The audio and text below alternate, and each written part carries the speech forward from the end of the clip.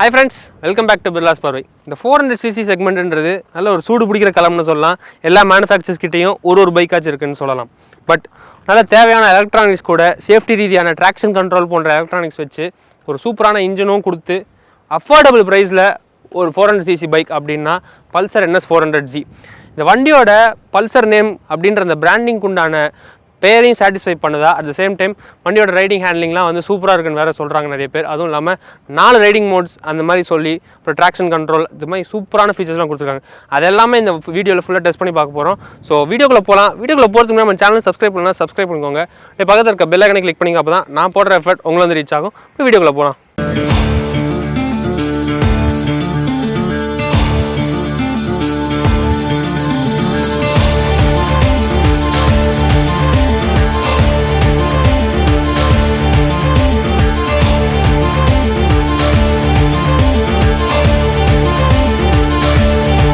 NS 400Z ஓட pricing பற்றி பார்க்கலாம் அண்ட் கலர் ஆப்ஷன்ஸும் பார்க்கலாம். ப்ரைஸிங் பொறுத்தவரை நமக்கு 1,83,000 வந்து எக்ஸ்ஷோரூம் காஸ்ட் வச்சிருக்காங்க. அண்ட் இதோட ஆன்ரோட் ப்ரைஸ்னு பார்க்க போனால் 2,35,000 கிட்ட வச்சிருக்காங்க. கேட்க ஷாக்கிங்காக இருக்குல்ல.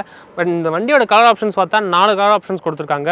இது வந்து நம்மள்ட்ட இருக்கிறது எபோனி பிளாக், அப்புறம் பியூட்டர் கிரே, அப்புறம் ஒரு ஒயிட் கலர், அப்புறம் ரெட் கலரில் கொடுத்துருக்காங்க. ஸோ இதுமாதிரி மொத்தம் 4 கலர் ஆப்ஷன்ஸுமே இருக்குது. 4 கலர் ஆப்ஷன்ஸுமே டிஸ்பிளே பண்ணுறோம், நீங்கள் பாருங்கள். அண்ட் இந்த ப்ரைஸிங் பற்றி என்ன நினைக்கிறீங்க நீங்கள் கமெண்ட்டில் சொல்லுங்கள். ஃப்ரண்ட் டிசைன்லேருந்து ஸ்டார்ட் பண்ணலாம். ஃப்ரண்ட் டிசைன் பொறுத்தவரை நமக்கு ஒரு ஸ்ட்ரீட் ஃபைட்டருக்கு உண்டான ஒரு டுக்காடி ஸ்ட்ரீட் ஃபைட்டருக்கு உண்டான ஒரு டிசைன் சிமிலாரிட்டி கொடுக்குதுன்னே சொல்லலாம். இங்கே மேலே பார்க்குறீங்க LED இண்டிகேட்டர்ஸ் கொடுத்துருக்காங்க. KTMலேருந்து அப்படியே டிரைவ் பண்ண மாதிரி இருக்குது. KTM 200, 390 அவங்களோட அத்தனை சீரீஸ்லுமே வர அதே இண்டிகேட்டர் மாதிரி தான் கொடுத்துருக்காங்க. பார்க்கறது நல்லா இருக்குது. கொஞ்சம் நல்ல ஃபிட்மெண்ட்டுன்னே சொல்லலாம். கொஞ்சம் தான் ஃபிலிம்ஸியாக இருக்குது, பட் ஒரு நல்ல ஃபிட்மெண்ட் இருக்குன்னு சொல்லலாம். நெக்ஸ்ட் வந்து ஒரு ஸ்ட்ரீட் ஃபைட்டருக்கு உண்டான ஒரு கவுல் டிசைன் மாதிரி கொடுத்துருக்காங்க பியானோ பிளாக் ஆக்சென்ட்டில். அதுவுமே பார்க்க நல்லாயிருக்கு. குவாலிட்டியுமே சூப்பராக இருக்குது. இங்கே ஒரு NS 400க்கு உண்டான ஒரு ஸ்டிக்கர் பேட்சிங் கொடுத்துருக்காங்க.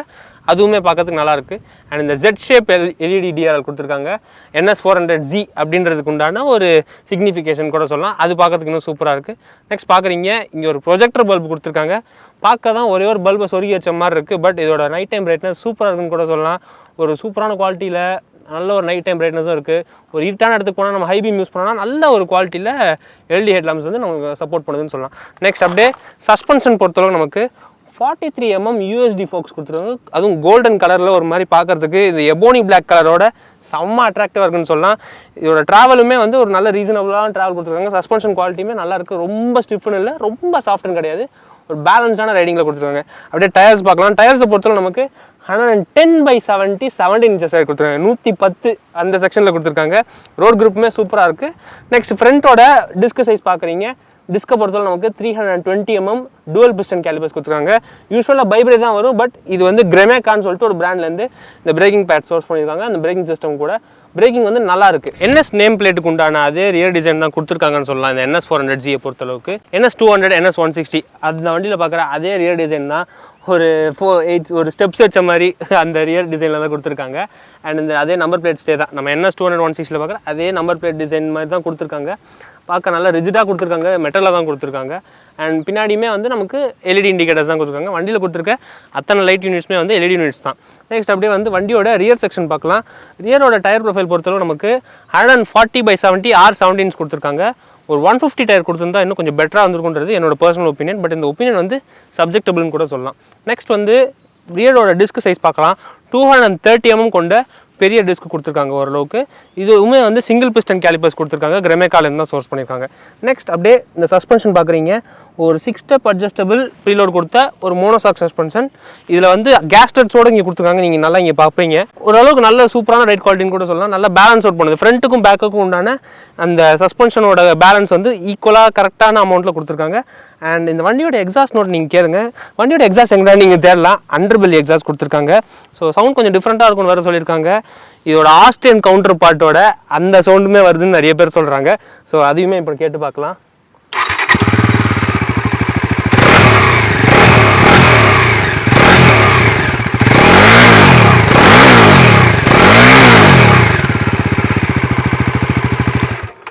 உங்களுக்கு அந்த ஆஸ்டின் கவுண்டர் பார்ட்டோட சவுண்ட் கேட்டுச்சா இல்லை இந்த டாமினாரோட ஒரிஜினல் சவுண்ட் கேட்டுச்சான்றது நீங்கள் கமெண்ட்டில் சொல்லுங்கள். இன்ஜின் ஸ்பெசிஃபிகேஷன்ஸ் பார்க்கலாம். இன்ஜினை பொறுத்தவரை நமக்கு 373.2cc liquid cooled 4 valve fuel injected engine கொடுத்துருக்காங்க. இதோட பவர்னு பார்த்தா 40 bhp 8000 rpm and torque figures பொறுத்தவரை நமக்கு 35 newton meters of peak torque at 6500 ஆர்பிஎம்ல கொடுத்துருக்காங்க. டிரான்ஸ்மிஷனை பொறுத்தவரை நமக்கு 6-speed gear box with assistant slipper கிளச்சோட கொடுத்துருக்காங்க. அண்ட் இந்த வண்டியில் ரைட் பை ஒயர் சிஸ்டம் மாதிரி கொடுத்துருக்காங்க. அதோட ரெஸ்பான்ஸுமே சூப்பராக இருக்குன்னு சொல்லலாம். வண்டியில் 4 ரைட் மோட்ஸ் இருக்குது. Road, sport, rain and off road மோடோட கொடுத்துருக்காங்க. அது இல்லாமல் ட்ராக்ஷன் கண்ட்ரோல் மாதிரி சேஃப்டியான ஃபீச்சர்ஸில் கொஞ்சம் அள்ளி தெளிச்சிருக்காங்கன்னு சொல்லலாம். இந்த ப்ரைஸ் பாயிண்ட்டுக்கு இந்த ஃபீச்சர்ஸ்லாம் எப்படி இருக்குன்னு நீங்கள் கமெண்ட்டில் சொல்லுங்கள். எர்கனாமிக்ஸ் பொறுத்தளவு நமக்கு 174 kilograms ஆஃப் கர்ப் வெயிட் கொடுத்துருக்காங்க. வண்டி கொஞ்சம் லைட் வெயிட்டாக தான் இருக்குது. ஸோ இந்த பவருக்கும் அந்த வெயிட்டுக்கும் உண்டான பவர் டு வெயிட் ரேஷியோ வந்து சூப்பராக மேட்ச் ஆகுதுன்னு சொல்லலாம்.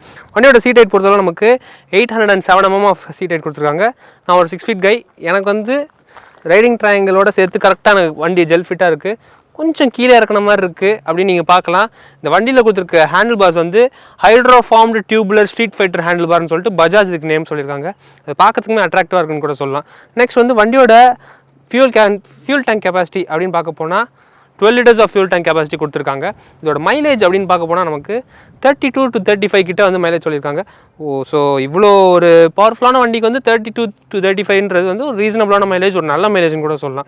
நெக்ஸ்ட் வண்டியோட வீல் பேஸ் அப்படின்னு பார்க்க போனால் 1.3 meters ஆஃப் வீல் பேஸ் கொடுத்துருக்காங்க. அண்ட் வண்டியோட கிரவுண்ட் கிளியரன்ஸ் அப்படின்னு போனால் 168 mm ஆஃப் கிரவுண்ட் கிளியரன்ஸ் கொடுத்துருக்காங்க. இந்த டைமென்ஷன்ஸும் இந்த மைலேஜ் பற்றியும் நீங்கள் என்ன நினைக்கிறீங்க கமெண்ட்டில் சொல்லுங்கள்.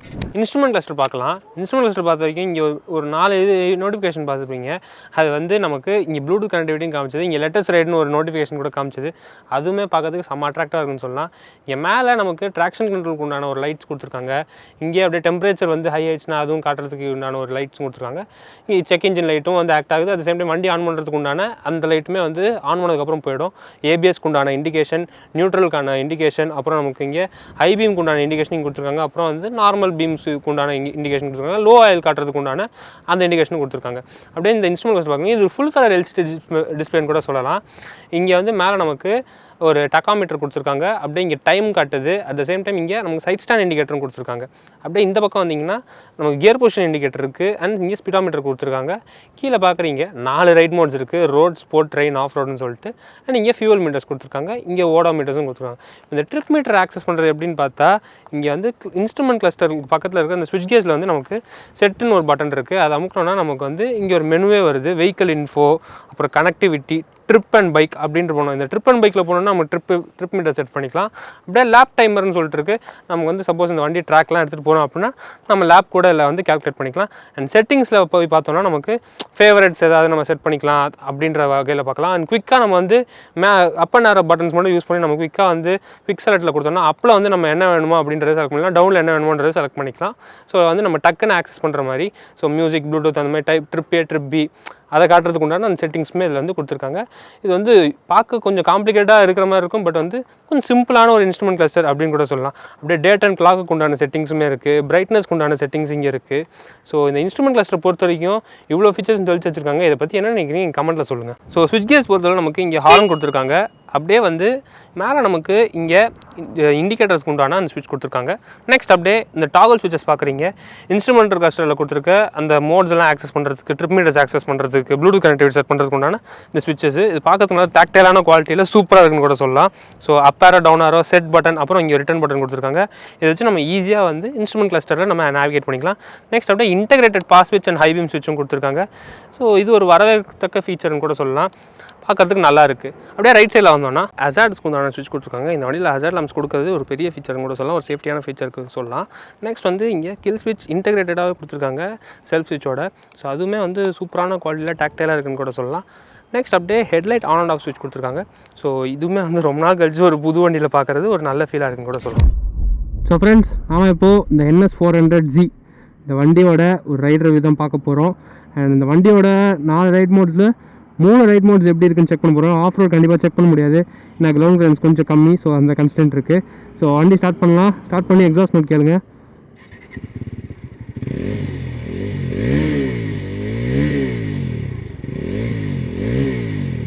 ஆப்வியஸாக அவங்களோட ஆஸ்ட்ரியன் கவுண்டர் பார்ட்டோட சவுண்ட் மாதிரி தான் கேட்குது ஒரு சில நோட்ஸில். பட் வந்து அங்கங்கே அந்த டாமினார் கொண்டாட நோட்ஸ் இருக்குது. ஸோ இப்போ ரோட் மோடில் ஒரு பிக் கொடுத்து பார்க்கலாம்.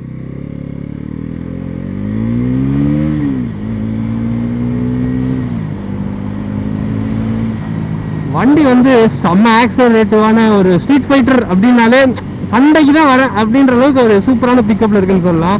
9000 RPMன்றது வந்து ஒரு ஸ்வீட் ஸ்பாட்டான இருக்குன்னு சொல்லலாம். இந்த வண்டி வந்து 4th கியரில் 60-70 ஜாலியாக தான் போயிட்டுருக்கு, ஓரளவுக்கு ட்ராக்டபுளாக தான் இருக்குன்னு சொல்லலாம். சரி, இப்போ அப்படியே அந்த ஸ்பீட் பிரேக்கரில் வந்து செக் பண்ணி பார்க்கலாம். அண்ட் என்ன மாதிரி ஒரு நார்மல் பில்ட்டான ஆள், ஓரளவுக்கு கொஞ்சம் வெல் பில்ட்டாக இருந்து 2 பேரும் உட்காந்தா கொஞ்சம் மேனேஜ் பண்ணலாம்.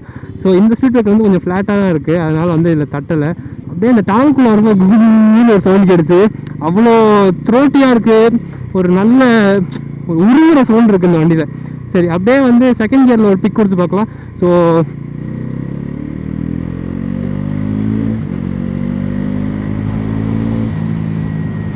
வண்டி எஃபர்ட்லெஸ்ஸாக ஆக்சிலேட் ஆகிட்டு போயிட்டுருக்கு. 174 kilograms ஆஃப் வெயிட் வந்து இந்த பவர் டு வெயிட் ரேஷியோ சூப்பராக பேலன்ஸ் அவுட் பண்ணி வருதுன்னு சொல்லலாம். இந்த வண்டியோட காம்படிட்டர்ஸ் அப்படின்னு பார்க்க போனால் நம்ம ஸ்பீட் 400, ஸ்க்ராம்பிள் 400ன்னு சொல்லலாம், அந்த வண்டி இருக்குது. அண்ட் இதோட அண்ணன்னு சொல்லலாம் டாமினார் 400 இருக்குது. இவங்களோட ஆஸ்திரேலியன் கவுண்டர் பார்ட்டான KTM 390 இருக்குது. அண்ட் சிசி வைஸ் பார்க்க போனால் ராயல் என்ஃபீல்ட் கொரில்லா கூட ஒரு சிசி வைஸ் ஒரு நல்ல காம்படிஷன் அப்படின்னு கூட சொல்லலாம். பட் வந்து இந்த ஹேண்ட்லிங்கும் சரி பாருங்களேன், இந்த ஹேண்ட்லிங் பாருங்களேன், அப்படியே பொம்மை மாதிரி விளையாடிட்டு போனால். ஒரு 400cc பைக் ஓட்டுறோன்றதே வந்து நமக்கு ரியலைசேஷனில் இல்லை. எஸ், அஃப்கோர்ஸ் 400cc நம்ம சொன்னால் மட்டும்தான், நம்ம மனசில் நினச்சா மட்டும்தான் 400cc. பட் இது வந்து ஒரு 200cc பைக் ஓட்டுற மாதிரியோ ஒரு 250cc பைக் ஓட்டுற மாதிரி தான் இருக்குது. சரி, அப்படியே வந்து இந்த ஸ்பீட் பிரேக்கில் ஏற்றிட்டு நான் வண்டி என்ன பண்ணுறேன், ஸ்போர்ட் மோடில் போட்டு ஒரு ஆக்சலரேஷன் டெஸ்ட்டு கொடுத்து பார்க்கலாம். இப்போது டாகுல் பண்ணிட்டு இங்கே ஸ்போர்ட்னு கொடுத்துட்டு செட் கொடுத்தோம், க்ளோஸ் த்ராட்டில் பண்ணோம். த்ராட்டில் க்ளோஸ் பண்ணால் நம்ம இது பண்ணுற மாதிரி இருக்கும். சரி, இப்போ நான் வந்து நியூட்ரல் வந்திருக்கேன். அண்ட் மக்களே, நான் வந்து இப்போ பண்ண போகிற இந்த டெஸ்ட்டு வந்து பியூர் அண்ட் பியூராக இந்த வண்டியோட பொட்டன்ஷியல் செக் பண்ணுறதுக்காக தான். நான் யாருமே அட்வைஸ் பண்ண மாட்டேன் இந்த மாதிரி ஓட்டுங்கன்னு சொல்லிட்டு. ஸோ யாருமே இந்த விஷயத்தை ட்ரை பண்ணாதீங்க. ஸோ வண்டி கொஞ்சம் கிளியரானது. 3, 2, 1.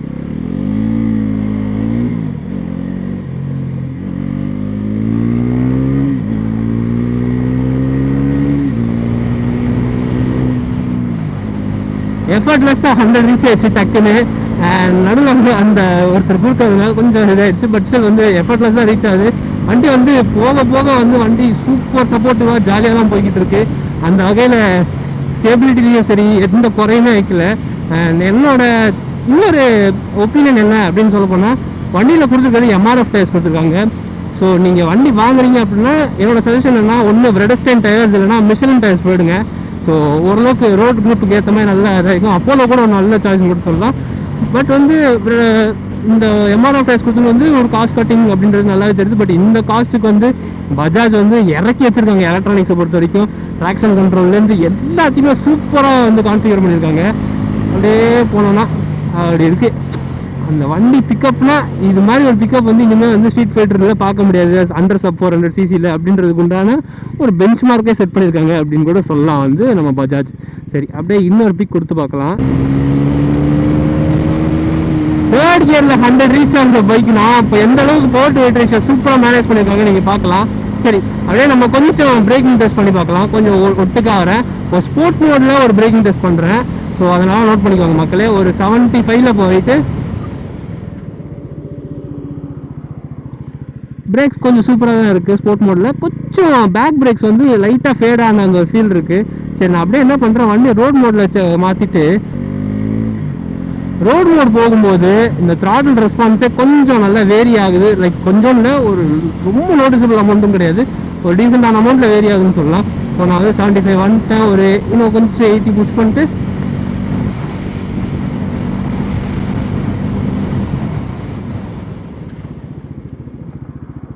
ரோட் மோடில் ஓகே இன்னும் கொஞ்சம் டீசெண்டாக இருக்குன்னு கூட சொல்லலாம். சரி, இப்போ ரெயின் மோடில் ட்ரை பண்ணி பார்க்கலாம் நம்ம பிரேக்கிங் எந்த அளவுக்கு சூப்பராக இருக்குன்னு சொல்லிட்டு. த்ராட்டில் வந்து கொஞ்சம் டிம் ஆகுது.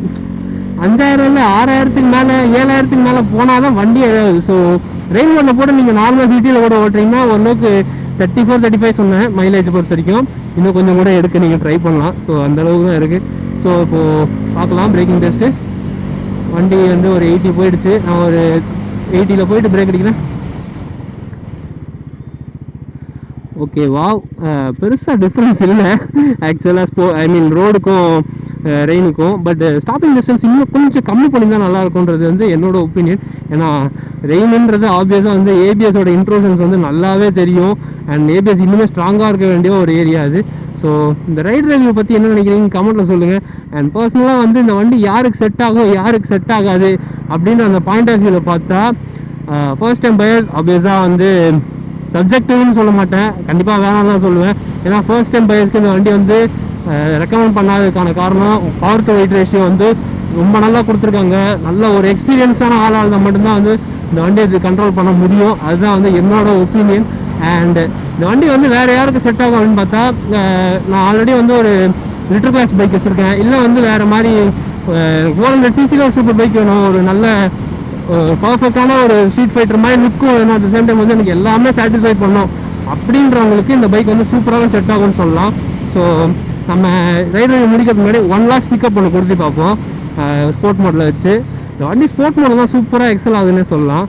ஸோ 4th 3rd திரும்ப சொல்கிறேன்னு நினைக்காதீங்க, யாருமே இந்த மாதிரி நான் ஓட்டுன்னு அட்வைஸ் பண்ண மாட்டேன். இது pure and pure potential test பண்ணுறதுக்காக மட்டும்தான். ஸோ போமா மக்களே.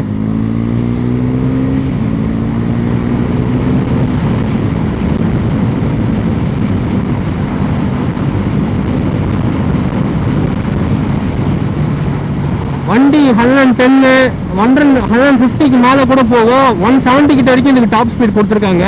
ஸோ அந்த வகையில் பார்க்குறப்போ வண்டி வந்து செம்ம ஈஸியாக கேப்பபிளாக 150 நான் ஈஸியாக ரீச் பண்ணேன் காலையில் நான் வரதுக்கு முன்னாடி ஷூட்டுக்கு ஆக்சுவலாக. அண்ட் வண்டி அந்த வகையில் பார்க்குறப்போ ஸ்டெபிலிட்டி வைஸும் சூப்பராக இருக்குது. நீங்கள் பார்க்குறீங்க ஜாலியாக ஈஸியாக க்ரூஸ் பண்ணிட்டு போகுது. அண்ட் ஸ்ட்ரீட் ஃபைட்டருக்கு உண்டான கரெக்டான ப்ரொபோர்ஷனேட்டான ஒரு கேரக்டரிஸ்டிக்ஸ் தான் இந்த வண்டியில் கொடுத்துருக்காங்க.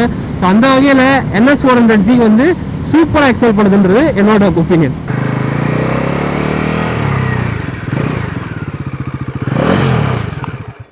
ஸோ ஃப்ரெண்ட்ஸ், ஹோப் இந்த வீடியோ இந்த NS 400 பற்றின ஒரு நல்ல வீடியோவாக இருக்கும்னு நான் நம்புகிறேன். ஸோ உங்களை மீண்டும் அடுத்த பைக் ரிவ்யூவில் சந்திக்கும் முறை உங்களிடமிருந்து விடைபெறுவது உங்கள் பத்மநாபன்.